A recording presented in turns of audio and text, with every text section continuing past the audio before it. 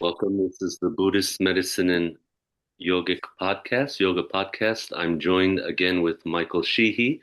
He's an associate professor and the director of research at the Contemplative Science Centers at UVA. And he's also the founding principal at the CIRCL, Contemplative Innovation and Research Collab. He facilitates a transdisciplinary experimental collaboratory that studies how contemplative practices work in bodies and minds, cultures and ecologies, ourselves and our world. Thank you, Michael, for joining us. Thanks, And James. I'm also joined by Lama Karma Justin Wall. He's a teacher in the Shangpa Kagyu and Karma Kagyu lineages. He's completed multiple 3-year retreats, including some dark retreat experiences. He's also the director of the Milarepa Retreat Center in the Smoky Mountains in Tennessee. Thank you for joining us, Lama Karma. Yes.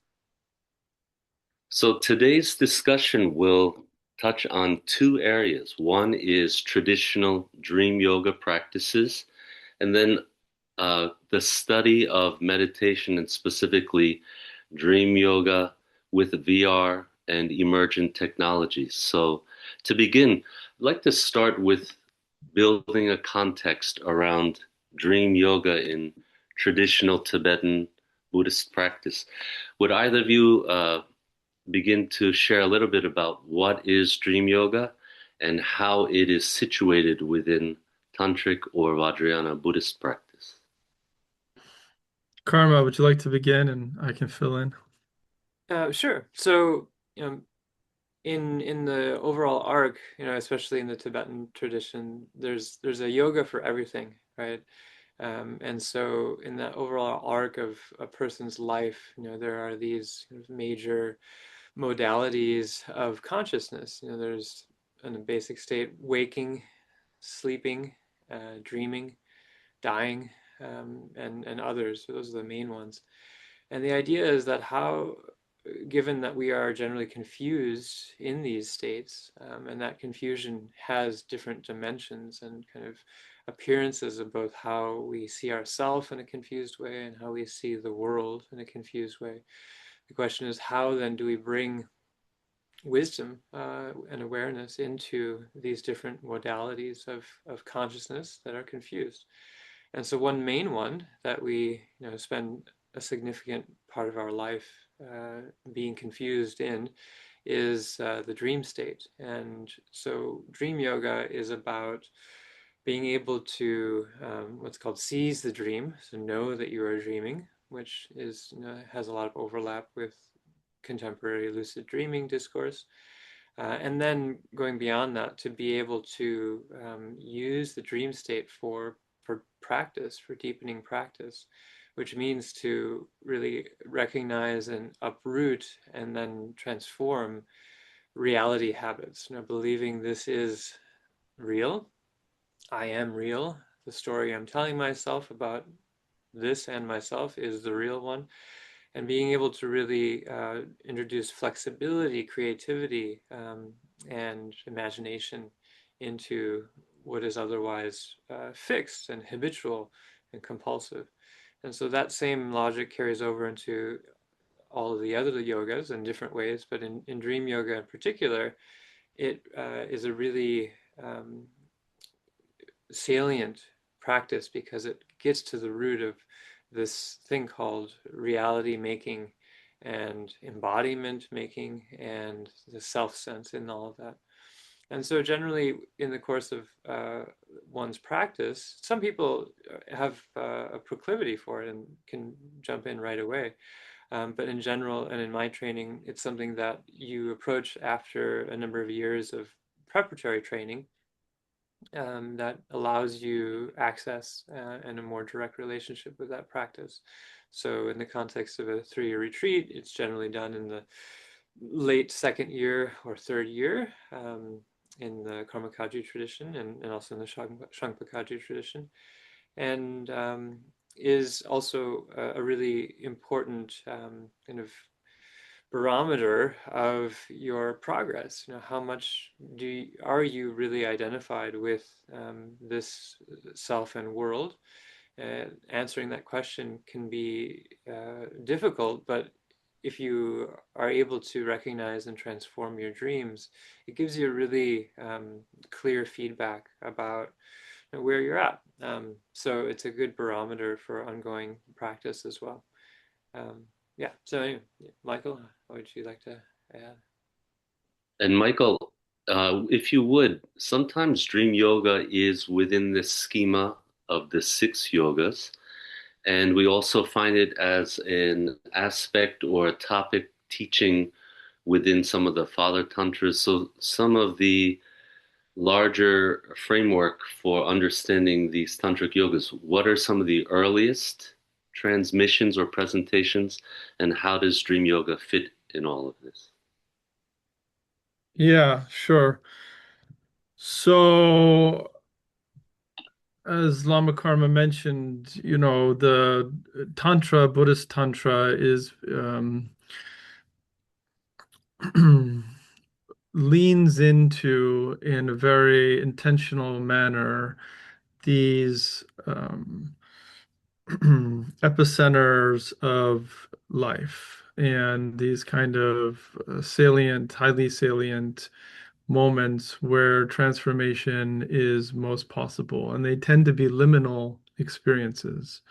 So, as Lama Karma mentioned, death, and there's a whole, yoga of the Bardos, and the Bardo Todrul has become famous, but there's a whole set of practices on dying, and then in the spaces beyond these interstitiary spaces, post mortem. There's liminal spaces of ecstasy and bliss, and there's practices designed to cultivate highly somatized, highly sensorial experiences, and work with that kind of heightened sensory experience. And there's practices, a whole yoga of sleeping, meditations on sleeping, called Nyalgom, literally sleeping meditations. And we find these throughout the Buddhist tantras, the highest yoga tantras, but also um, in the completion stage practices more generally, in Dzogchen practice, etc. As you mentioned, there's a classic set of six that became quite famous with Naropa, and a female figure named Naguma. But there's other sets of six. There's many actually sets of six. In India, they love to group yogas in six. The Jorjuk, right? The sixfold yoga. So they call the chakra. We have a sixfold yoga, which is, of course, a different set of yogas, but in Patanjali has a set of six, et cetera, et cetera. So these are very classic ways to orient or group contemplative practices is in schemes of six. And typically, there, at least in the Nigu Chudruk, the six yogas of Naguma, but also of Naropa, you practice them in couples. So it's one and two, two and four, five and six typically go together. And when we look at the dream yoga, there's different sequences, and then how Naropa presents them and how Naguma presents them, and uh, the but they're always coupled with practices which are daytime practices around illusion. So you'll typically find what's called the Milam Naljor or dream yoga practices. That's one sort of set of practices that you would perform when you fall asleep and go into the dream. And then, as Lama Karma mentioned, you recognize the dream as being a dream, so you become lucid in the dream. And then in that dream world, in the dreamscape, you perform very specific tasks that are prescribed for the dream yoga practitioner. So the dreamer performs in the lucid while in the dream different contemplative practices, and we can talk about those. And then these are typically performed as, we know dream states are sort of late sleep stages, sort of heightened REM stage of sleep. Sleeping has different stages. And then when you wake up throughout the day, there's a set of daytime practices that are typically prescribed as part of these coupled, and those are illusionary practices. So these are practices on illusory form, where or illusory body, sometimes they're translated, and gyulu.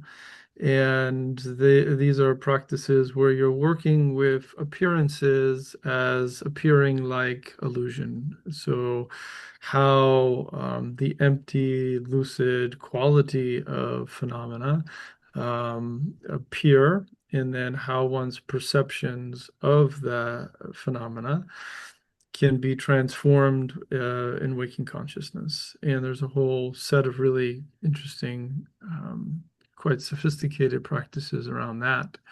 So the dream yoga practitioner then becomes a daytime illusory form practitioner, and the illusory daytime practitioner becomes a dream yoga practitioner. And this way they have a cycle, what's called the cycle of day and night, that you loop the difference between sleeping and waking, or the daydream and the night dream, you might say, in ways that ultimately become indistinguishable. The idea is that you're working across these thresholds of waking and dreaming, so that the boundaries of what is how phenomena is perceived, the boundaries of your sense of embodiment and sense in the world, your the boundaries of your relationship with the world, and those kind of co-emergent dynamics all start to shift,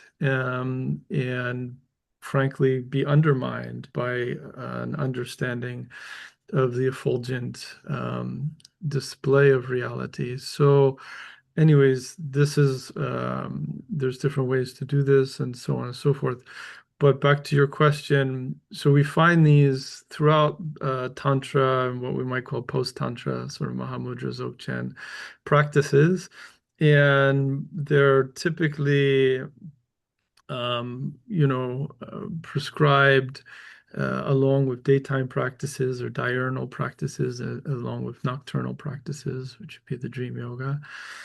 And I would say of all of the completion stage yogas, at least keeping to the set of nigumas or naropas, sixfold yoga, I think that this is just Michael Sheehy speaking, just me out of the tradition, not speaking for the tradition, but I personally think that the dream yoga practices are um, of the completion stage practices in those classic sequences, the most accessible for people. And that is simply because most people dream.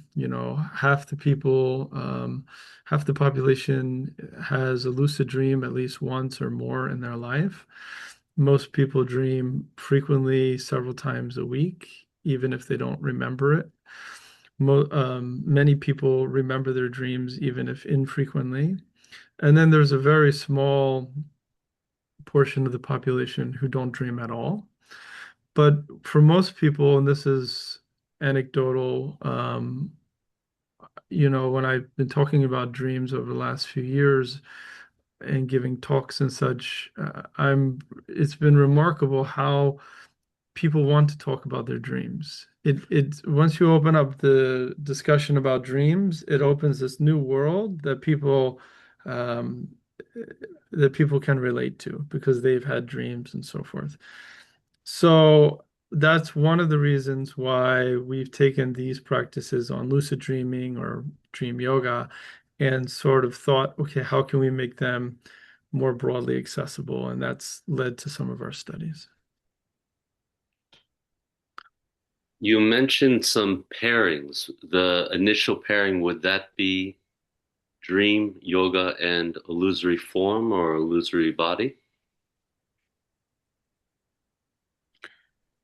So I mean, again, there's different sequences, but one sequence is you always begin with Tumo, right? So you always begin with the somatic yoga, which is Tumo. We're just talking about the Naropa or the Niguma sets, right? So you always begin with this highly embodied physical practice, which is Tumo. And then you typically conclude with the sequence, at least, is typically conclude with, um, the Bardo practice of dying for for all sorts of reasons. But to talk about the coupling, so you typically work with, again, there's different sequences, but one presentation is you work with the Tumo and then what's called clear light. So you work with clear light, which also is a way to sort of work with the body in consciousness, kind of back and forth.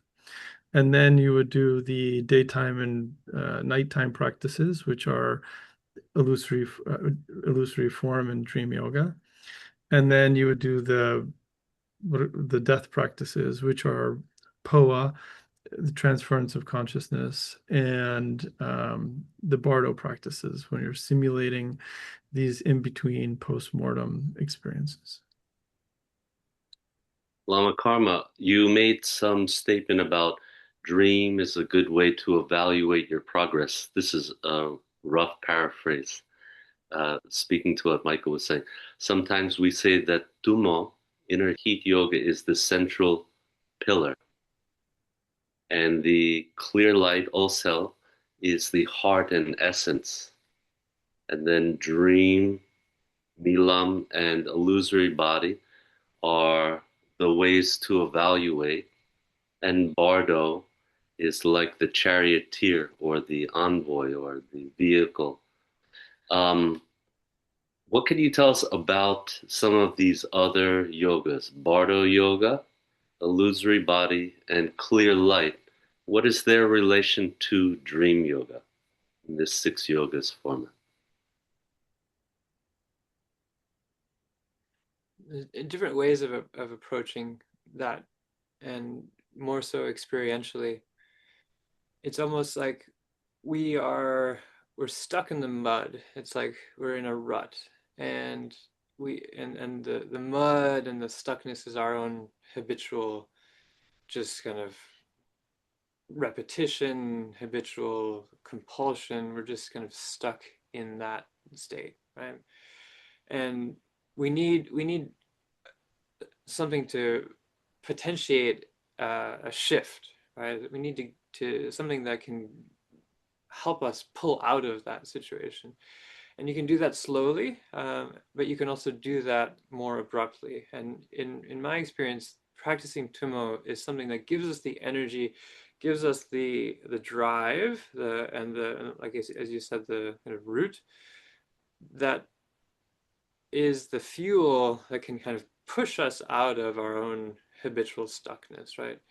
So then on the basis of that, then we can kind of look around and say, well, where am I? Like what was I stuck in? What is it like to be more lucid, more awake now in this state? And then you're able to apply that state of emergence, you might say, in other modalities of awareness. And in terms of clear light, it's now that you're unstuck, how can you relax more deeply? How can you relax so completely that you can be at home in the middle of a place without any reference, where there isn't any world, there isn't any you, there isn't anything to remark upon or name in any way, but you can still be aware and awake in that situation. So now it's not just about enough energy to kind of go over the threshold out of our habits, but it's also about relaxing very deeply without losing awareness, without that relaxation, that unfolding, that dissolution resulting in falling unconscious. Um, so in my experience, clear light yoga is about that, very deep state of relaxation that happens primarily in deep sleep, and the state of in the middle of the night, in the middle of deep sleep. But it can happen, in any moment. There, in Tarnata's text that we were talking about, there's 16 different ways of recognizing and abiding in that deep, lucid relaxation. Okay? So then, the same thing, and this is particularly the way that one of my teachers, Namkhai Norma Rinpoche, introduces dream yoga, that it actually emerges out of that relaxation. So you're so stable in that state of deep sleep that when the mind starts to move, when things start to appear, you are present for that very first moment of movement, first moment of appearance, of light and sound emerging. And in that, those are like the building blocks of dream. And so if you're already in luminosity, clear light, then dream emerges out of that, and you can recognize the dream because you're already home. You're already in the basis of what dream is arising out of. And very similar, in a similar way as Michael pointed out with illusory body, if in the waking state you are able to relax into basic luminosity, then whatever might happen, sounds, sense impressions, thoughts, whatever aspects of embodied awareness, whatever emerges and arises, comes and goes, is doing so from the ground of luminosity and then passing back into it. So it's almost like, as you said, clear light is the heart. It's like the center point that everything else can be referred to. It's kind of like this governor that when we're familiar with luminosity, then whether we're dreaming or we're awake, whatever's moving and happening, there is recognition of that. And then ideally, at the time of death, we are able to, we naturally go through a process of dissolution, and naturally everybody arrives at that state of luminosity, but generally, again, pass out because there isn't any reference point and it's very unfamiliar. And it's not something that we have been familiarized to through practice. But ideally, having gained that familiarity, then at the time of death, we recognize the dawning of that luminosity. And then either that's the end of the story and we simply remain in that, and through aspirations, then direct what happens next, or move into the post-mortem state, as Michael said, where there are, again, arisings, things happening, visionary sounds, and so forth. But again, we're recognizing that on the basis of our own luminosity, clear light mind. And so for me, that aspect of luminosity is really central to understanding experientially the other aspects of the yogas. And Tummo has that as well, as in the more advanced stages of Tummo, you are dissolving into that. That's beyond my pay grade, but so it's there. It's kind of a through line through everything. That's not generally the way that the six yogas are presented necessarily, but it's just kind of the way that I've made sense of things over time. Michael Sheehy, is there anything else you could share about the relationship between these six yogas, or would you share a little bit about some of the main elements or practices within dream yoga, like recognizing dreams? Yeah, I like very much what Lama Karma said about the through line of the clear light. I think that's true and perceptive. As far as the sequencing, again, there's different sequencings, and they don't have to necessarily be linear as far as on the ground practice. However, I have observed that you begin with Tumo pretty consistently. That's you're taught Tumo in the beginning, and I think that that's very purposeful. That's you want to really ground the practice in the body and activate the subtler dimensions of the body in order to loosen up and get gain access to the powers and the potentialities of the body. And this is all the while there are these practices which you're both very familiar with called Tsalung and Lujong and so on and so forth. These kind of body yogas, body exercises that you're doing where you're working with the subtler dimensions of the body and the currents that flow through the body and the energetic system of the body. And that's very important to begin with that in we're talking about completion stage here, because it already working at that sort of somatic level frees up the perceptions and cognitions and sensations in ways that then afford these other yogas to be more amenable. So it then becomes easier to access dream experiences. It becomes more easy to access and play with your perceptions during the day, and so on and so forth. I think also if we look, at these sets of six, they're really, you could say there's three principles at play. There's the body and somatic yoga, which is critical. There's sleeping, and we could say, yes, let's just call it sleeping.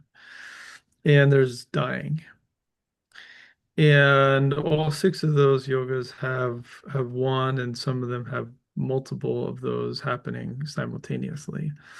So if we look across the body, sleeping and dying as pivotal thresholds for transformation at the highest, or at least, sort of completion stage levels, that is to say, where a yogi or adept meditator focuses. And we see that there's actually underpinnings and a kind of modulation, wave-like modulation throughout, where you're working with the subtler dynamics of these in-between states. And, dreaming itself is a bardo, right? Dying is a bardo. There's a bardo, there's these different kinds of bardos or in between states. And you're then intertwining them with your waking states. You're integrating them into your how shifts occur within your ordinary consciousness. So I think there was a second part of the question, but that's something that's really, I thought to emphasize that these three are really kind of principles that you find interlooped: the body, sleeping, and dying. Yes, I wanted to draw in some of this uh, topics of somatics to weave that into the discussion of VR. But before we go there, can you explain what is lucid dreaming and what are some of the main modalities or practices within dream yoga? What is lucid dreaming and what does it have to do with dream yoga? Right. So lucid dreaming is defined scientifically by Stephen LaBerge, who in the late 1970s and through the 80s really started to popularize lucid dreaming within the scientific community. He was a psychologist at Stanford who studied dreaming, and he defined lucid dreaming as becoming aware in a dream and being aware in the dream. Okay. This we find is exactly almost to the T how Kyungbo Naljor, who is this early figure who begins the progenitor of the Shangpa Kagyu tradition, who receives these teachings. He's Tibetan, he goes to India, and he receives these teachings from Niguma, this lady yogini who transmits these completion stage practices to him. And he writes a short text, which we have. And it's quite simple, frankly, but very principled on what the practices are and how to perform them. And then there's a whole tradition of explanation and commentary that unfolds. And he himself writes longer treatises on this, but in his earliest, most simple uh, record, he defines the first stage of dream yoga to be the recognition of the dream as a dream, and that's lucid dreaming.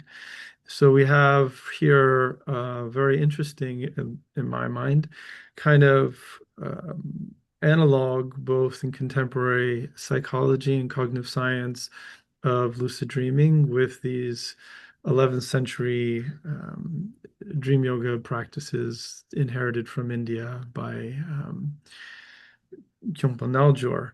And that's the beginning of dream yoga. That's to say, baseline of dream yoga is becoming lucid, recognizing you're in a dream.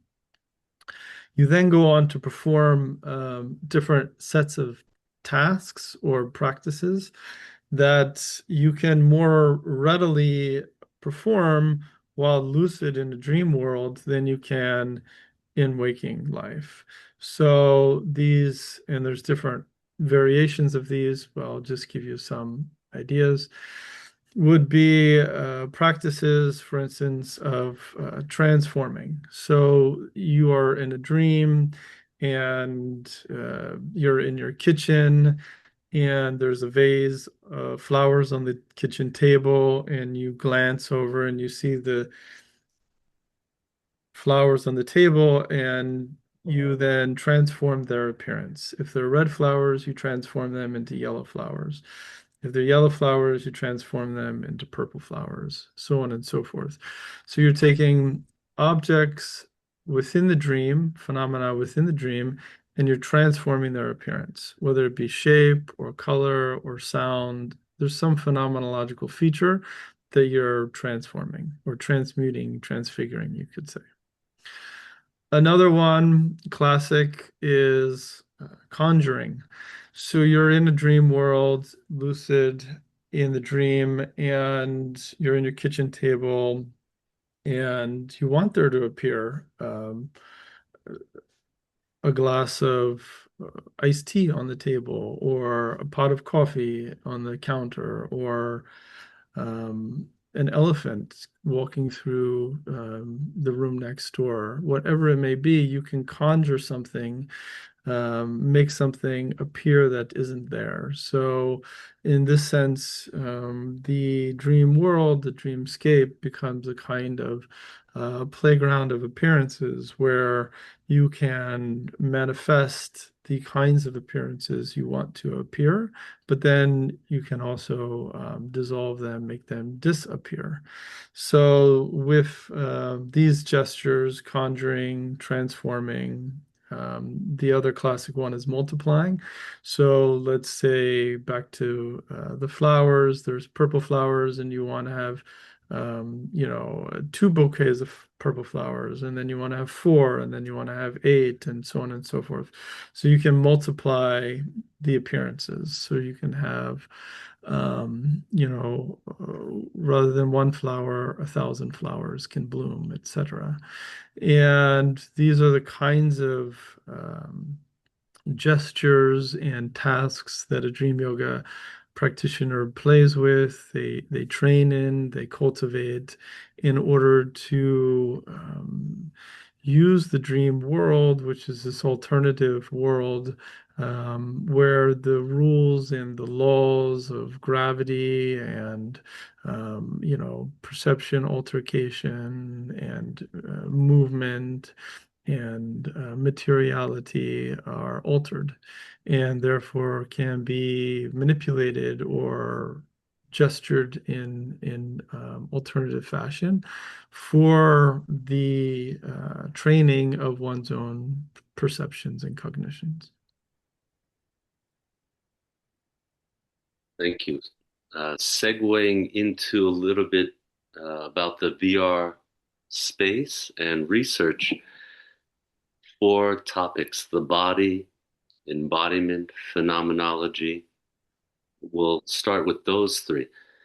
Um, Karma, one of the texts that you shared with me is on Nuguma's dream yoga. Is that correct? That was the text that you sent. And I noticed that getting into subjectivity, subtle experience, some of the instructions, if you feel comfortable to share about them, involve doing breath work or the vase breathing before. What is the interplay of subtle body practices as they relate to dream yoga experience? Yeah, I think it's similar to what I said before. You would be doing these subtle body practices during the day as much as you can, but not again overdoing it so that you're too tired at night.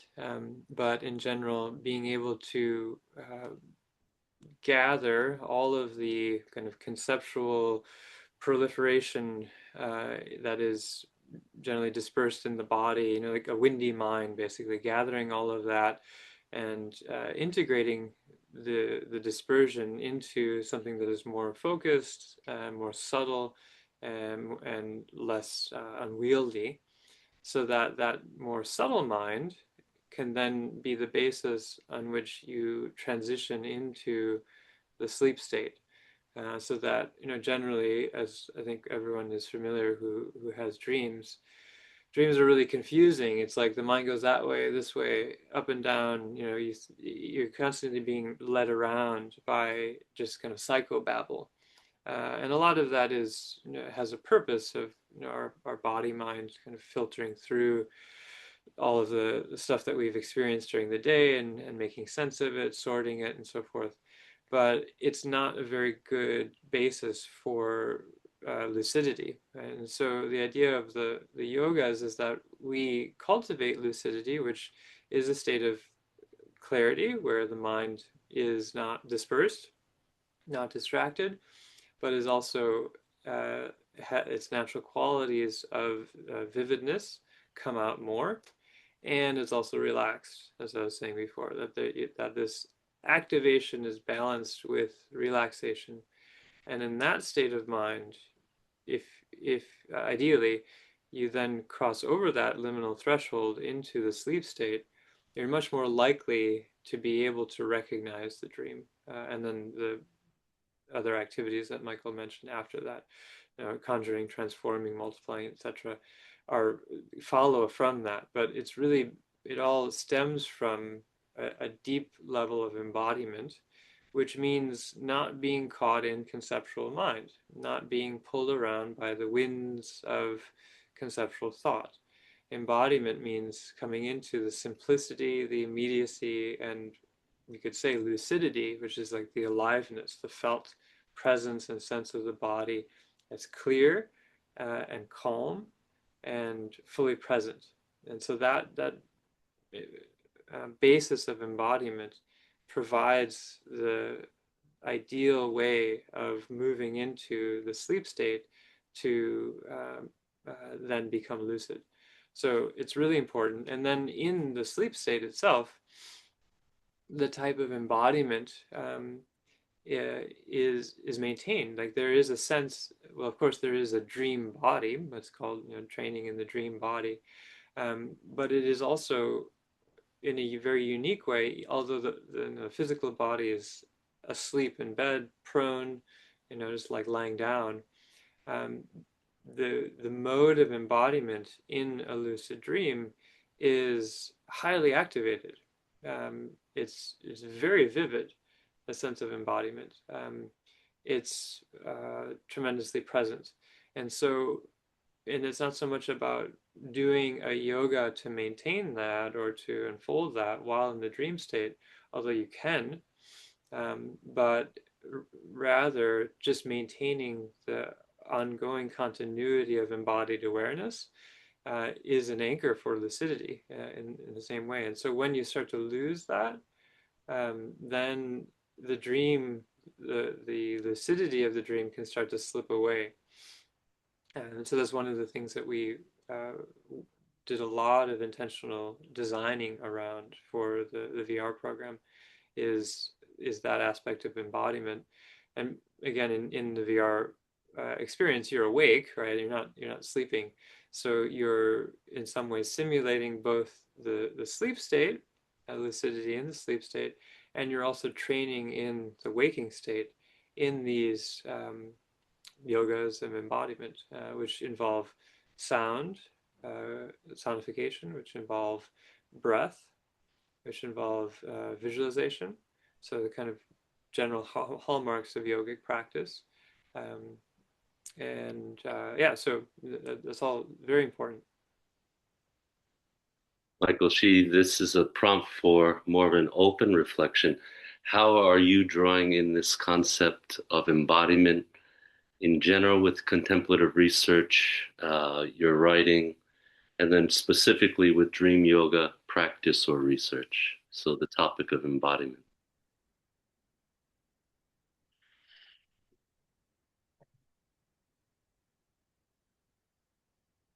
So if we look across if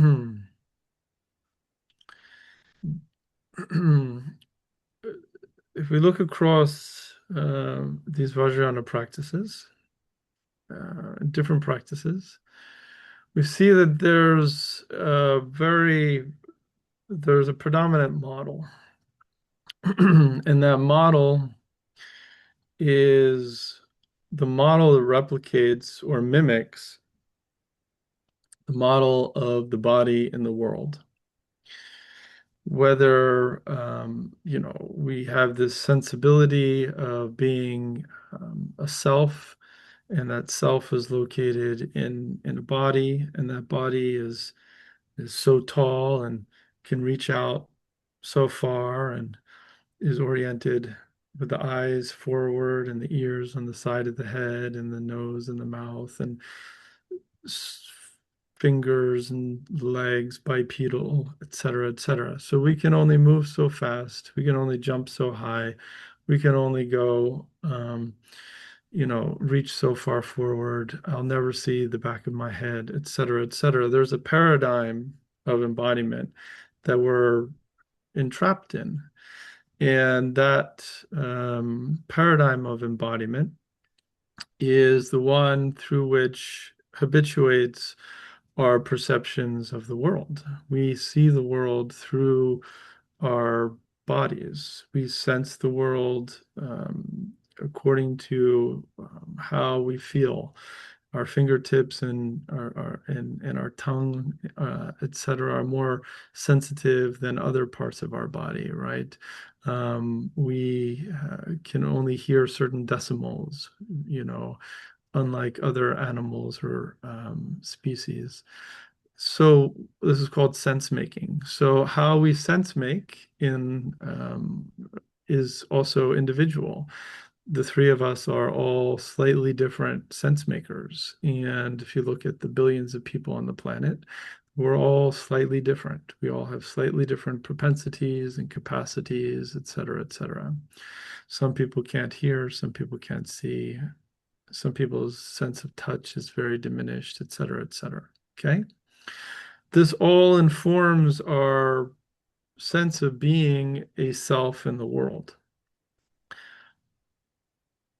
The world, then, the environment in which we have a self and a body that makes sense, is then understood through that loop through how we sense make with our environment. So how I can hear, what I can see, feel, taste, touch, smell, etc., actually informs who I am and how I am in the world.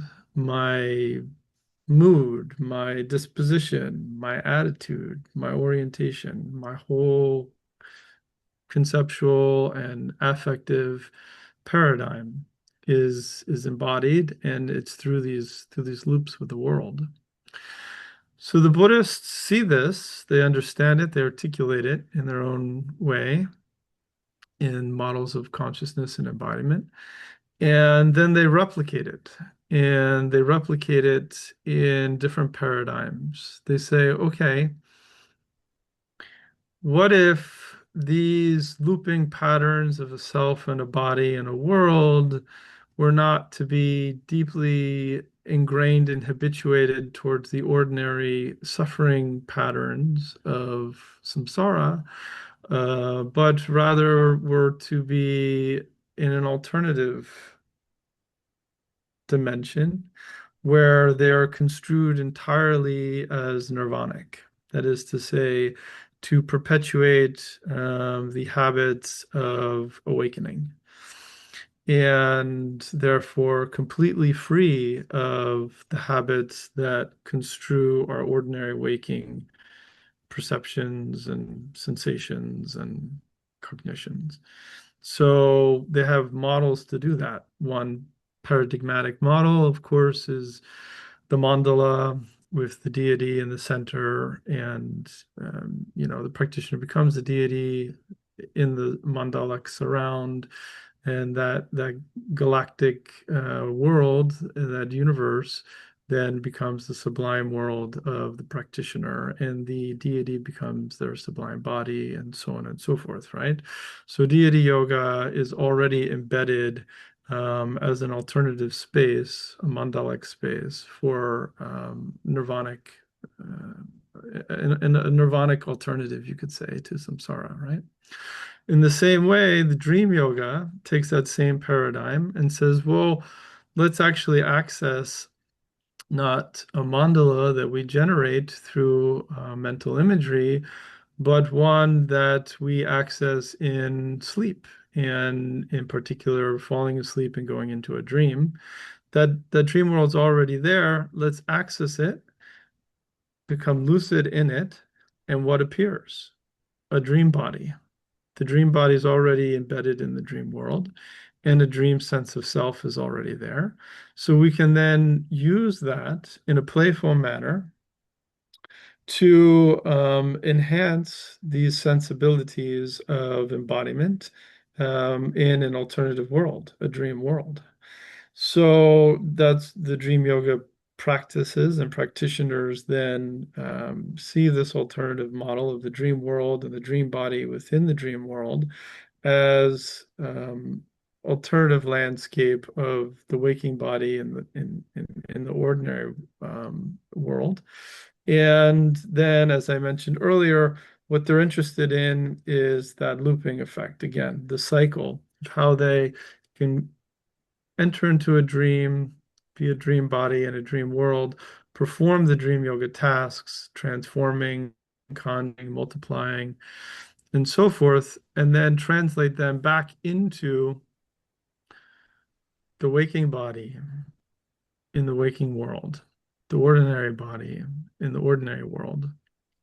The supposition then is that a transformation starts to occur, that how the dream body is perceiving, how the dream body is feeling, how the dream body is interpreting the dream world, then becomes more and more salient and felt for the dream, for the dreamer when they wake up, which is then their waking body in the waking world. So there's then these daytime practices that are there to bolster, enhance, and extend this feeling, this felt sense of dreamlike. So when we talk about, your question was about embodiment and how it informs contemplative practice, that's my fundamental sort of ground zero for contemplative research, is that model that there's a body in a world, and that body world dynamic is co-constructed, and the result of that co-construction is the sense of self. So we're looking at a kind of continuity between body world dynamics in which um, the sense of self or identity can emerge in a variety of ways along a spectrum from being highly agitated and fixated in pain through the life of a practitioner to being able to work with that through a variety of modalities and alternative paradigms to a fully awakened model, which is a Buddha in a Buddha world in the Pure Land, right? So you see there's this kind of modulation here, but there's certain consistencies of the dynamics of the body and the world that these practices, and again, they're manifold. Dream yoga is one. I mentioned deity yoga as another. I can go on and mention others, but those are fundamental dynamics I would suggest for contemplative research to understand, and for practitioners, really. So for the research, as a research construct, and also for healing and for practitioners, the phrase errant cognition and cognitive flexibility come up. And I'm thinking of two directions in VR research with real life applications. One was pain conditions, and the other was about nightmares. So is there something you could share about the body mind, energy mind connection, uh, and or these topics of errant cognition, how dream yoga can promote cognitive flexibility, how that can be applied to real world situations around health?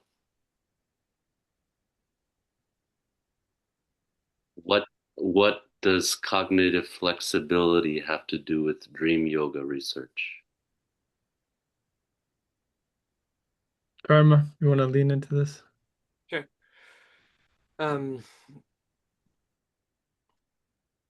Going back to what I was saying before about reality habit, and that's a phrase from Chinle Nobu Rinpoche, which I always appreciated because it really cut to the root of the whole problem that we have a habit of believing in this thing called reality, which, as Michael was just saying, is both a body and a world. And so in the design process, we talk about embodiment and enworldment, and how these are looped into each other. They lean on each other, and they inform one another.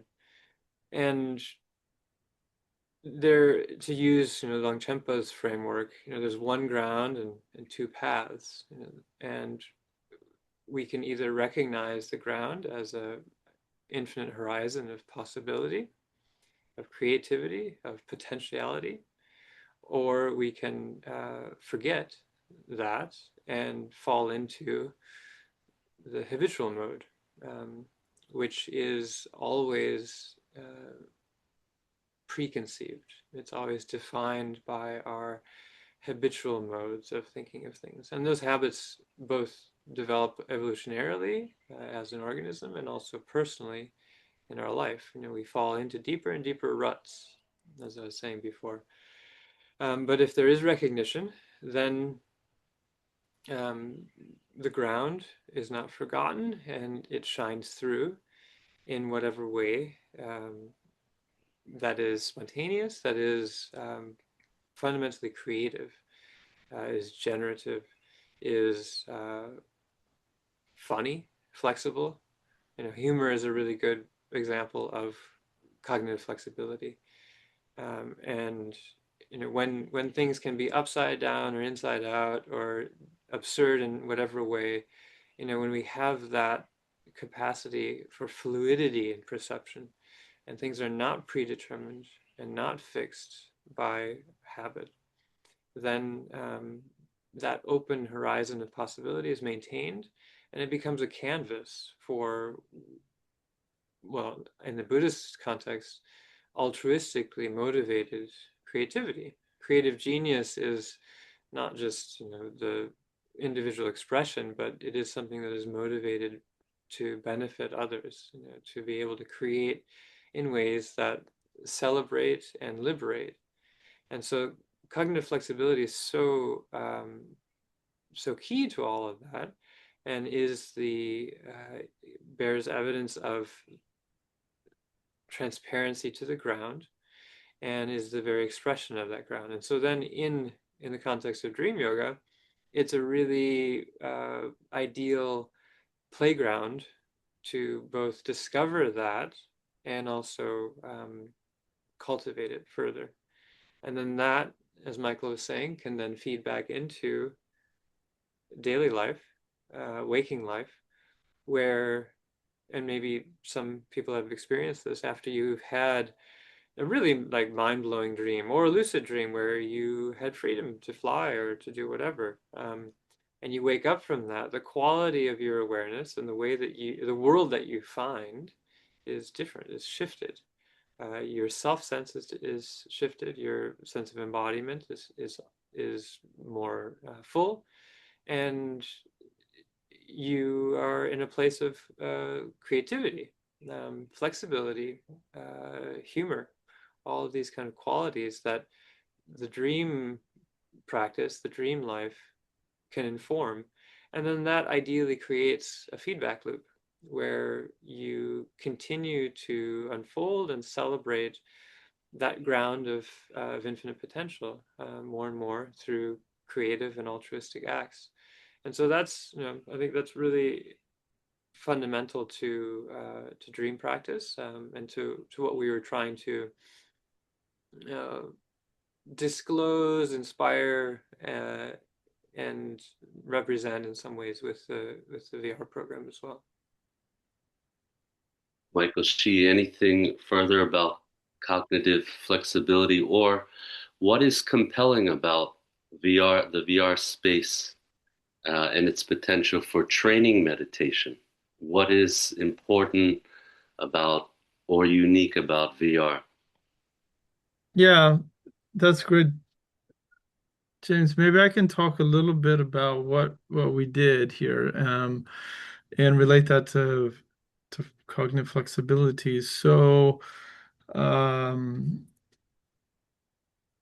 well, I'd love Carmen to talk a little bit about the principles and aesthetics of pneumodelics. I think that's really important, but maybe I'll get us started, and you can lean into that, Karma. We, meaning Karma, David Glowacki, who is the person who uh, started and invented a platform called Pneumodelics, and myself, and Adam Little, who's in my lab. The four of us spent a design jam intensive last summer, where we had taken some of the practices that I had translated from Tibetan dream yoga manuals from the 11th century, starting with Chumpo Naljor up to the 17th century. The figure named Taranatha, who was a Jonang figure who was holder of the Shangpa lineage of Naguma's yogas, and wrote an extensive commentary on dream yoga practice and all the practices of Naguma's yogas. I had translated those sections of Taranatha's commentary along with other practices from Longchenpa and Chumpo Naljor and Tongtong Gyalpo and Kungun Drolchok, a few of these kind of core dream yoga manuals. And from that first level translation of the Tibetan text into English, just to understand what the practitioners were doing, where there were similarities, what some of the core structures and features were, we then did a second order abstraction of principles at play. And I wrote a small paper on this where we talk about somatic awareness, psychological flexibility, and imaginal simulation as three core principles that I was looking at as abstractions. From that, with Karma and David Glowacki and myself, we started then to storyboard what it would look like to take those principles and adapt them to the pneumodelic aesthetic. And the pneumodelic aesthetic is one that is designed in virtual reality and virtuality, in which there's a bare minimal of appearances. So you appear in an open starscape with a sense of infinitude.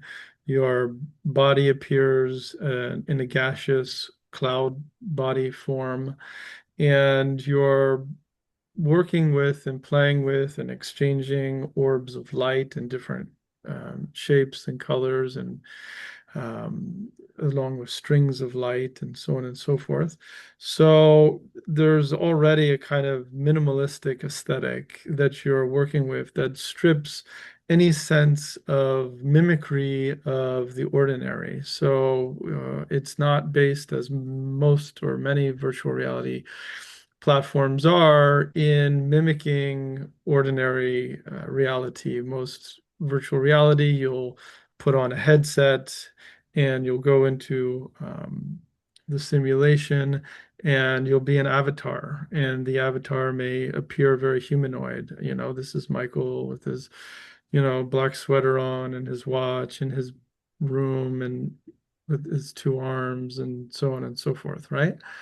Um, it already strips that away. So relating in you're relating in a world that's already alternative world. And we said, well, that's really what they're doing in this paradigm of dream yoga and the model of the dream body and the dream world, as I described minutes ago, where you're taking the ordinary body and the ordinary world, and then you're replicating it as a dream body and a dream world where you can perform differently because the laws of physicality don't apply in the same way. We said, well, let's take that and replicate it in virtual reality so that you have a virtual world and a virtual body that appears in that virtual world.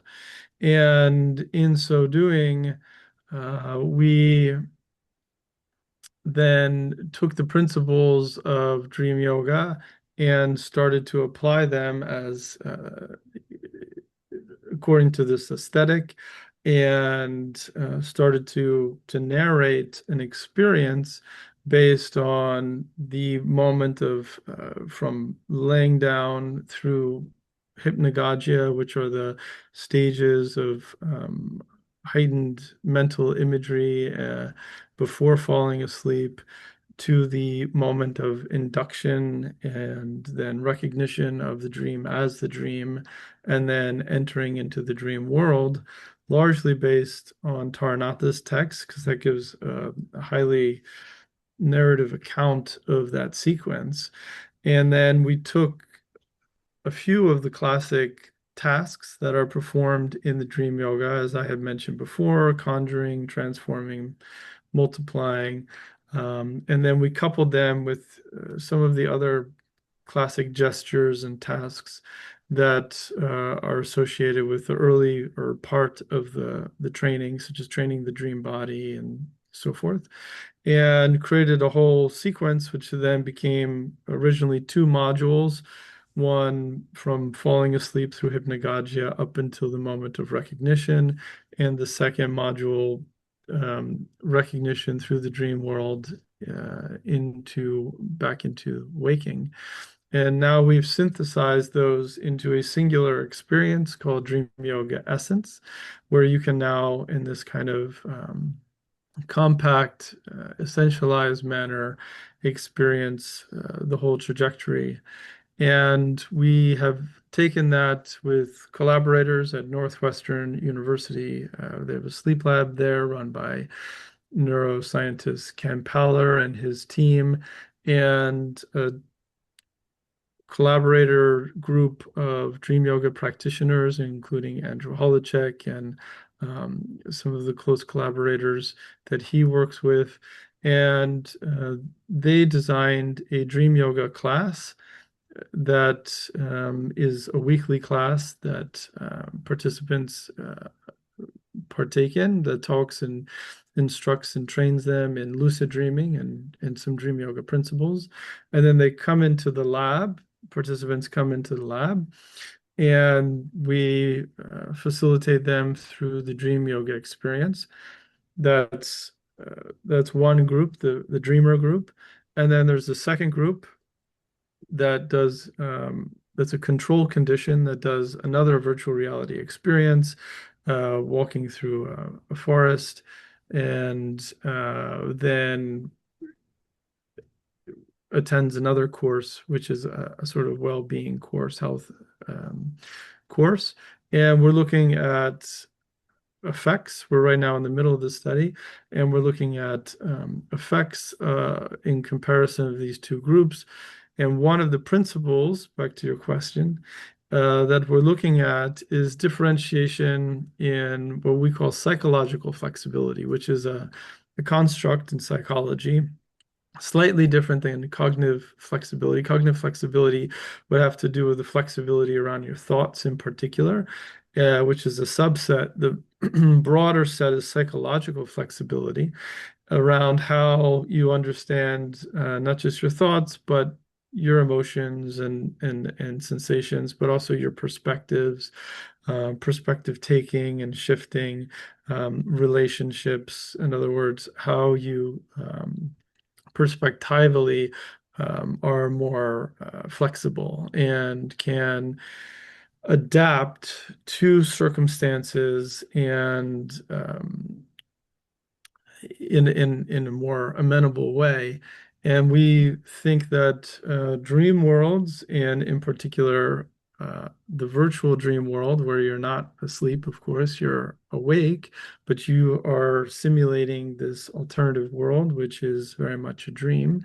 And you're guided through it as if you are dreaming lucidly. Those spaces have all kinds of, particularly the dream world when you're sleeping, have all kinds of unpredictabilities, right? There's all sorts of things that can happen to you in a dream world that you aren't prepared for, right? It's highly unpredictable, and therefore the element of surprise is ever present, and weird things can happen, highly unpredictably bizarre. And this bizarreness of is a feature of dreams, as we well know. So therefore, the dream world becomes a really incredible space, both because the physical laws don't apply, where you can fly above trees into the clouds.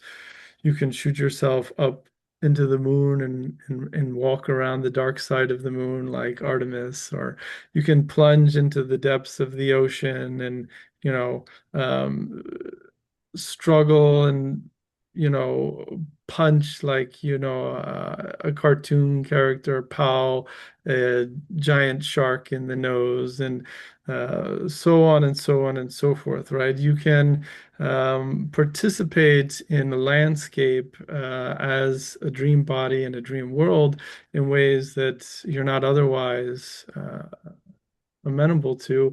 And because of that heightened bizarreness and unpredictability, it then strengthens this need for flexibility, for being able to adapt, for being able to um, take different perspective, for this ability to see your world in ways that you can um, respond in a highly nimble and lucid manner. And those are exactly the skill sets that the dream yoga practitioner cultivates. And we're looking at even minimally if we're able to do that through the simulation and virtual reality. Lama Karma, you're one of the facilitators for these sessions, correct? Yeah, The study design, it has for participants of the VR, is it 8 sessions? correct. Yeah, 8 sessions. Take us through a little bit of what you might be facilitating in terms of tasks related to dream yoga experience. Yeah, so as Michael mentioned, there's 2 modules, and so the first 4 weeks is the first, and the second is the other module. And in the first module, the focus is primarily on recognition, so knowing the dream to be a dream, and it's more solitary. In the second module, there is more interaction between participants, and it's more of a collective experience. So in the first module, first 4 weeks, you begin. Everyone begins by entering into what's called pass through, where you have a headset on, but you're actually just seeing the room around you as it is. And this is a theme that comes back again and again, where we use that to ask to prompt the participants to ask themselves, is this a dream? You before you put on the headset, you ask, is this a dream? You put the headset on, and then I'm able to ask them again. Ask yourself, to what extent is this like a dream? Are you dreaming? And so then they're able to do that basic reality check, and they're able to hear each other, but they don't. They just see what they see in the would be seeing normally in the room around them. Then it fades out and you enter into the virtual world, which is a starscape. There's no ground, it's just a full panoramic starscape. And then you see the other participants in a circle around you, appearing as energy bodies with a glowing heart center, glowing orbs as hands, and then very diaphanous energy cloud-like body. I think actually at that point the body isn't there; it's just the heart and the hands. And then we go around and I facilitate a share, so introducing people, their names, being able to talk about how they're feeling at that particular moment, and then as the weeks go on, starting a conversation about their dream practice. And there's different prompts as we go that evolve over the course of the 8 weeks. So we have that initial check in with everybody and share, and then a little bit of kind of intention setting. And then in module 1, it progresses into a sequence of visualizations and practices where the other participants fade from view. And it's really about each individual person looking at their own mind as a dreamer and looking at whatever might be appearing in the dream, in the virtual world, as a dream. And many different ways of, again, prompting that question, is this a dream? Am I dreaming? And really helping people to isolate that as a competency. What does it mean to seize the dream? What does it mean to know that you are dreaming? And as you guys were talking before about lucid dreaming, it's basically that, developing lucidity in the dream state. And so a lot of the exercises that people go through are done solo. And even though I'm guiding, I'm narrating, and I'm watching everyone, I can see everyone, but from their perspective, they can only see themselves and whatever reflections of themselves that might be present. So we go through a number of induction techniques, as Michael was referencing, different situations for recognizing appearances to be a dream and so forth. And then module 1 wraps up with a reflection on moving back from the dream state into waking life. Module 2 kind of picks up where that leaves off, and then we move more into the activities. So conjuring, so manifesting, transforming, and multiplying, and then also a sequence on levitation. So it's much more playful, and there I'm facilitating group interaction. So there's dyadic work where pairs of people do different things, such as just regarding your partner as a dream, as another person in your dream. There's an exercise where you actually hold the heart of your partner, and it illuminates. And as it does, you are wishing for them to be lucid in the dream. And this is an ongoing technique where of aspiration, where you continually, before you go to bed and during the day, you say, may I recognize my dreams, may I remember my dreams, may I have lucidity, may I remember that I am dreaming. So you build up that quality of aspiration. So here it's done dyadically, where you're aspiring that the other person has lucidity. And of course, in wishing that for another, it enhances your own lucidity. And so there's this interesting kind of relational quality.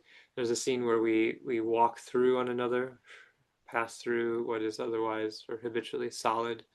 So there's a number of group exercise, pair exercises. Then there's things that we do as a group. There's like a training in conjuring, manifesting in space, and interacting in different, more playful ways, dancing with uh, one another. Generally we don't walk up to someone and that we might not even know and invite them to dance with us, but in the virtual environment, there's a degree of anonymity, so it's conceivable, and it's also good practice to highlight your inhibition.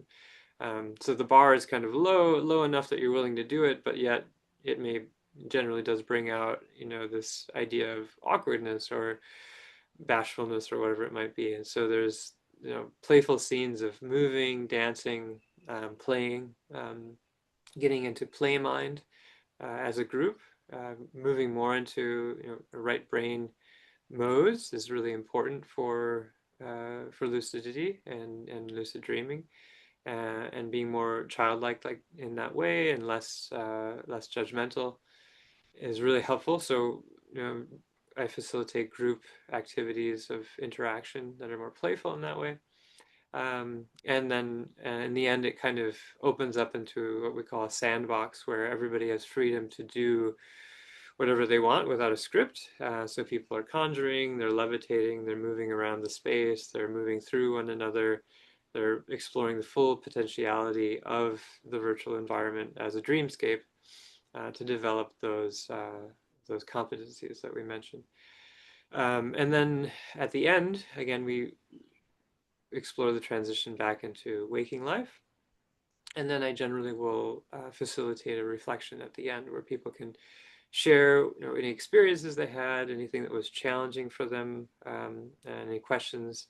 And also, as the weeks go by, trying to link up, what people have been sharing and what they've been learning to really integrate more of the whole trajectory into each individual session. So the facilitation is really fun, and I get to know the people in really unique ways, and it's also a really wonderful way of bridging the design with an actual translation, something that meets people where they're at, in their immediate experience. And so being both the designer and facilitator allows me to grow in both capacities, which has been really great over the years, to come to this point where now it's a very organic and lively feedback environment, for future creations, and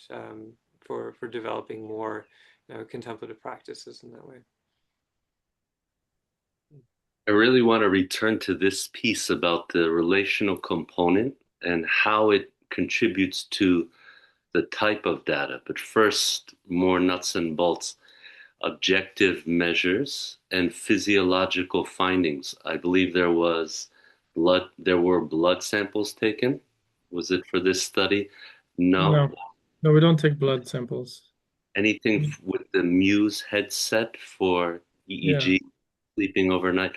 What is that aimed at? What are we looking to find? Yeah, so the measures for the study are self-report measures. So they before the study and then after the study, and then before and after each session, they take questionnaires. They fill out questionnaires.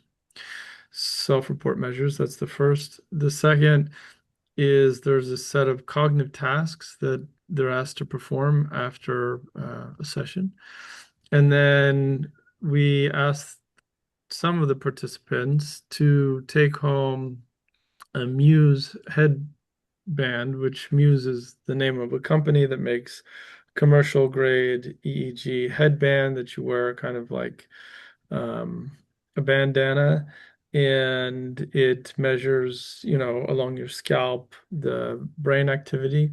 And we're interested in how people are sleeping. So they wear it while they're falling asleep and they go to sleep, and whether they are having dreams more frequently, and then if those dreams are lucid. So we're getting some EEG data on the dreamers as well. So those are the basic measures. Yeah. And then exclusion inclusion criteria. One of them was having a history of established meditation practice. We want to look at the mental health history as well as sleep history.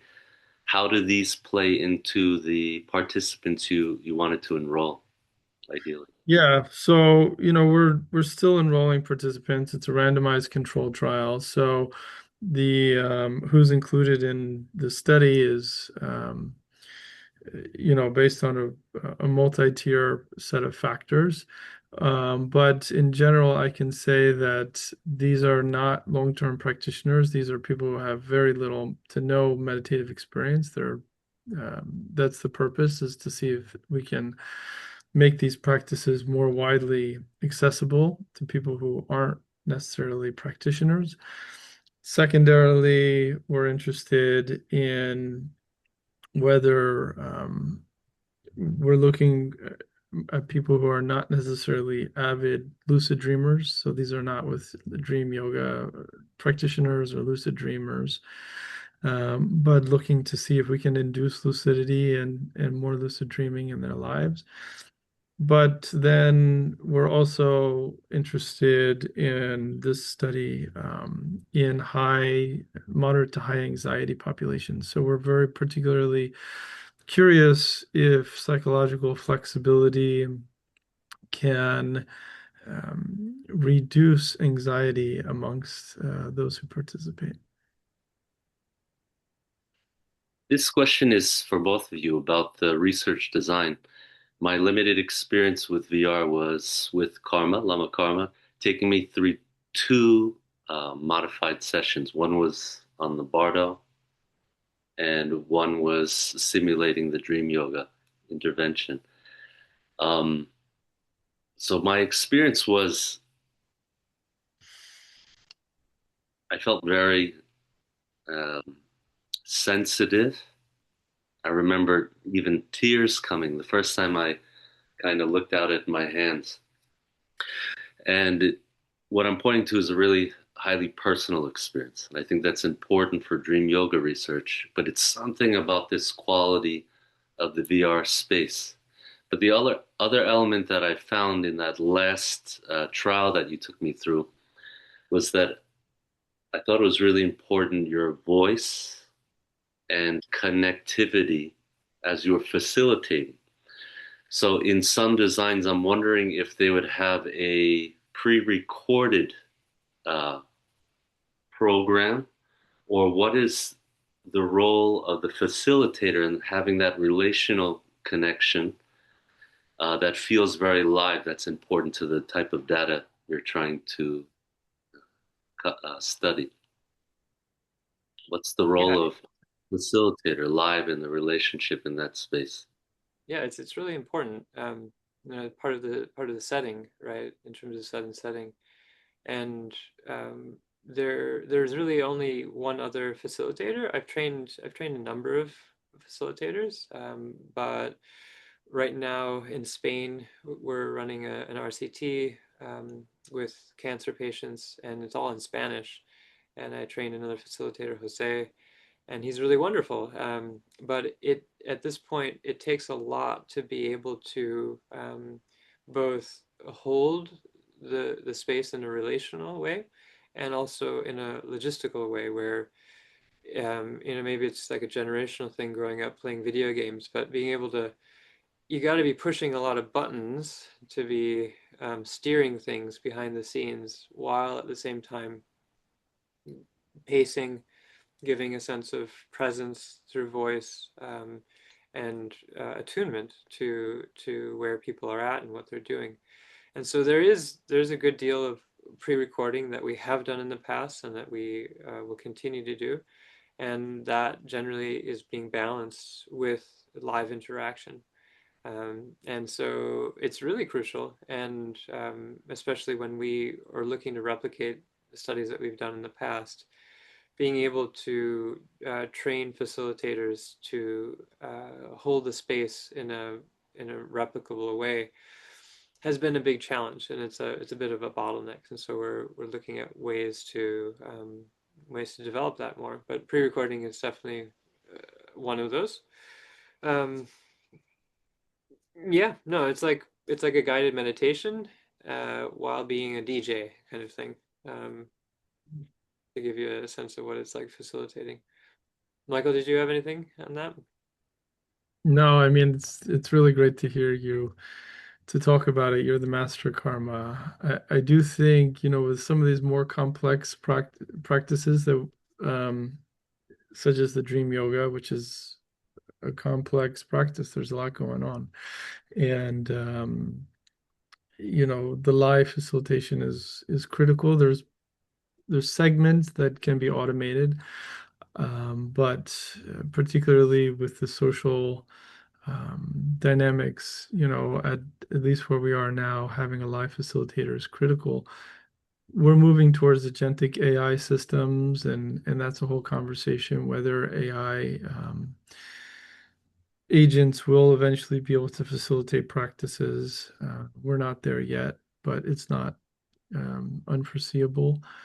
I do think for some of the simpler practices, we're developing another set of practices based on um, focusing the mind, set of exercises in the Dzogchen tradition called the Semzen.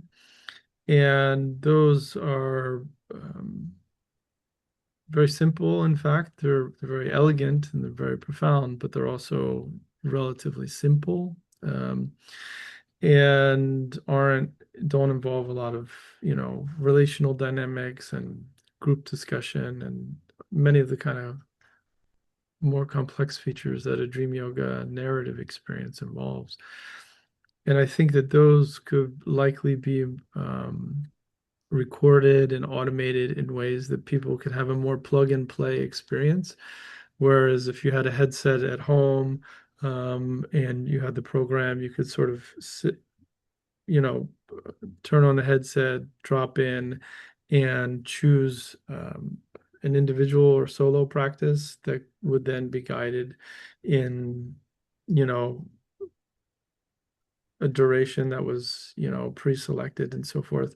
Let's say you want to drop in, do a 25-minute, focusing the mind practice, and that is very foreseeable, I think. Whereas, again, in contrast to some more of these kind of group experiences, which are much more ritually oriented, they're much more dynamic and responsive. Um, that's where the live facilitators and critical. And again, Karma is done just an extraordinary job in um, facilitating, but also just enlivening and keeping it light when things get tense, and making sure everyone feels comfortable and they have this lump of, you know, tech on their head and so on and so forth. So yeah. This might be a little premature because you're still enrolling participants. Is there any reflection from preliminary data? Are people getting it? Are they becoming more skillful with dream yoga practices, or what are you finding? Anything that you might share at this point? It's too early to tell. We're it's a three-leg study. There's three cycles. We're in this completing the second cycle this week. Actually, we're just wrapping up the second cycle this week by Friday, and then we will run a third cycle in the randomized control trial in the fall, and that will be the full study. We did run a feasibility study, and we've started to look at that data, but sorry, you'll have to have us back, James, in a year, and we can talk about outcomes and all. I will say that the first stage of this study with the more experienced stream yoga practitioners, which wasn't in VR. Again, it was with the experienced stream yoga practitioners in the sleep lab.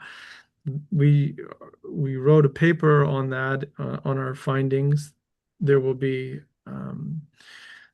a second, more phenomenological paper, but the first empirical paper is all about intentionality and the power of intentionality and how the practitioners used, and we find this in the classic texts, the intention setting repeatedly throughout the day and night, but particularly as you're falling asleep in the dream, and then when you're in the dream, actually, to intensify your intent is the language, and how that shaped their experiences, which is really interesting because we have some empirical data on the differences between those who really did intense intention setting and those who didn't, and it was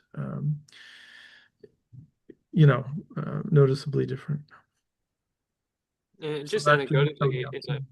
in the pilot that we did, so the first round, there were three people who had lucid dreams. I think two of them had their first lucid dreams, and in two of those cases, they were dreaming that they were in the virtual environment.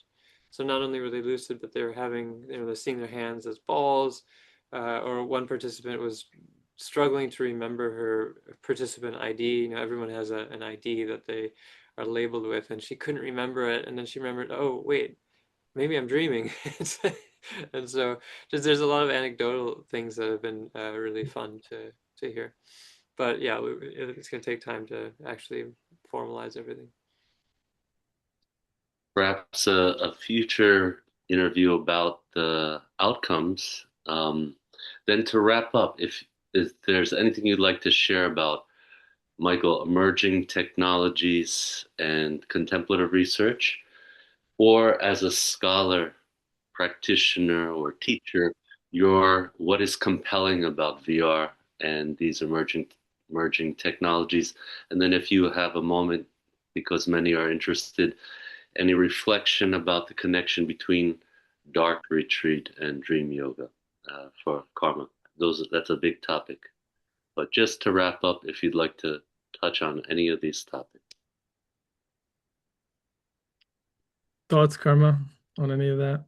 Well, I mean, it's just I think the first thing that comes to mind is I really want to highlight the collaboration, the partnership with Michael and also with Dave. Dave's a childhood friend of mine, and we've been collaborating or trying to collaborate, being friends for quite some time. And it's just been wonderful working not only with Michael personally, but with the Circle Lab. So Circle is the lab at the Contemplative Science Center at UVA. So we talked about it a little bit before, but it's really like the ideal niche for this very otherwise rarefied thing that we've developed in VR. And then when we were able to bring that together with everything that the Contemplative Science Center has to offer and all of the interests specifically of the Circle Lab, the partnership is just so wonderful. And the crew there is just so proficient and on the ball, and it really allows what we've developed in VR and what we are continuing to develop in collaboration to have a home that is otherwise really hard to find. It's just like a perfect match. And so I just want to highlight that and celebrate that, acknowledge that because it's just wonderful. And just really look forward to doing more of that. So I don't know if that answers your question, James, but contemplative, maybe Michael can talk about that, but the contemplative studies is something that I was dying to enroll in at a certain point before I lost my taste for academia. But there just it wasn't out there. It was too early on. But now, UVA is really leading the way with that, not only in research, but also in student application. And, how wonderful it is to have a place, would have been for me to have a place as an undergraduate to go and study, contemplative methods. Like, so, I mean, maybe it's just me, but that it's just like a dream come true. So, yeah, all good. Thanks, Karma. That means a lot. And likewise, it's been incredible collaborating with Karma and David Glowacki and Pneumodelic Labs, the whole team there. And I think they have a very incredible platform that's very powerful for simulating and translating these contemplative practices. More broadly to your question, James, I think that I have a lot of thoughts, in fact, on how contemplative practices can be made more accessible via the current day technologies. And there are a few trend lines that I think the future of contemplation will be determined by. And those are largely around emergent and transformative technologies and how we can couple classical, historical practices and the principles of practice, not necessarily looking to mimic practices one to one, but think more in terms of what are the analogs that can be translated from one medium to another and leveraging the power of both the dynamics, contemplative dynamics of historical practices, while mutually and bidirectional manner leveraging the power of immersive technologies in particular, but other transformative technologies.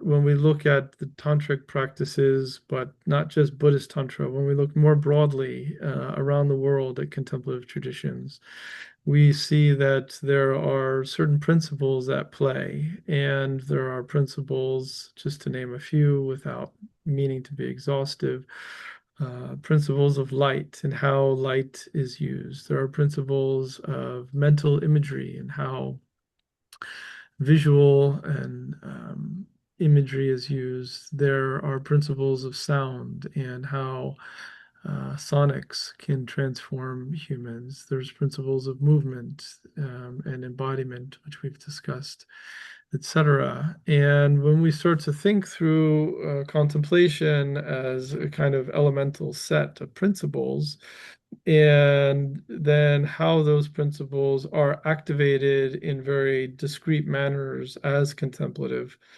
then we can start to understand how they can be adapted, translated, but really designed intentionally in a generative manner to be embraced by current day emerging technologies. Virtual reality is one. It's one that's very powerful because of its immersive capacity. You're transported to an alternative world. And as I mentioned earlier, that's something that these traditions are already doing in their own right in different practices, whether it be through imagination or dream, etc. And yet there are other very powerful transformative technologies that I think can augment and enhance contemplative practices, all sorts of sound and light practices, all sorts of movement and kinesthetically oriented practices. And we're at a moment now with the breaking wave of intelligent technologies and artificial intelligence that we're going to, as practitioners, as lineage holders, as scholars, as persons situated in the field of bringing contemplation into the contemporary world, going to be challenged by how we respond. And are we going to shrink away and say, this is not for us? And this is, something that's not to be synthesized or coupled with technologies, or are we going to embrace and be smart about how we couple and infuse and integrate know-how of contemplation into these emerging technologies? And I have to tell you, James, uh, you know, there are different camps and there's different attitudes and there's different perspectives. And right now, the landscape is really taking shape around how the future of meditation and contemplative practices is going to transform humans. So it's an exciting time. Thanks so much for having us, James. Thank you, Michael Sheehy, Lama Karma. Thank you so much for taking the time. And in the show notes, we'll have web links for how listeners can follow up with your work and also your collaborative partners. Thank you again, Michael and Karma. Thanks so much, guys. Super. Thanks, James. Thank you.